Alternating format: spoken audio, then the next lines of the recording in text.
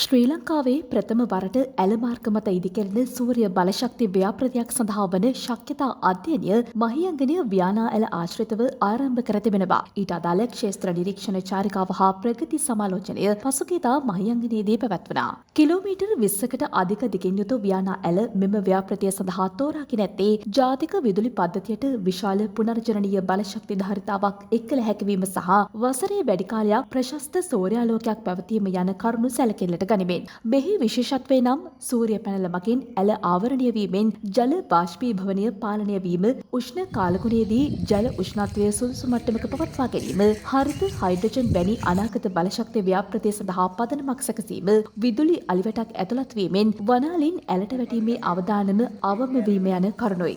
අපේ පොරොන්දුවක් තියෙනවානේ අපේ පුනර්ජනනීය බලශක්තිය 70%ට ගන්නවා කියලා. ඉතින් ඒකෙදී අපි මෙතෙක් කවුරුත් අපේ රටේ දැකපු නැති මේ වගේ දේවල් මම හිතන්නේ අනාගතයට ඊටාම හොඳ දේවල් වෙනවා. ඒ වගේම මේකට සමගාමීව මේ බෙස් අපි බැටරි එනර්ජි ස්ටෝරේජ් සිස්ටම් මේකුත් මහියංගනයේ දිනන ග්‍රිඩ් උපපොළට ආසන්නව. එතකොට අපිට එතනත් අර දිවා කාලේ තියෙන සූර්ය විදුලිය රාත්‍රී කාලයට ගන්න පුළුවන්. ඒ නිසා ඊටාම හොඳ වැඩ ටිකක් බලශක්ති ක්ෂේත්‍රය යනවා. මම හිතන්නේ මේක අපේ ලංකාවට අලුත් දෙයක්, ඊටාම හොඳ දෙයක්.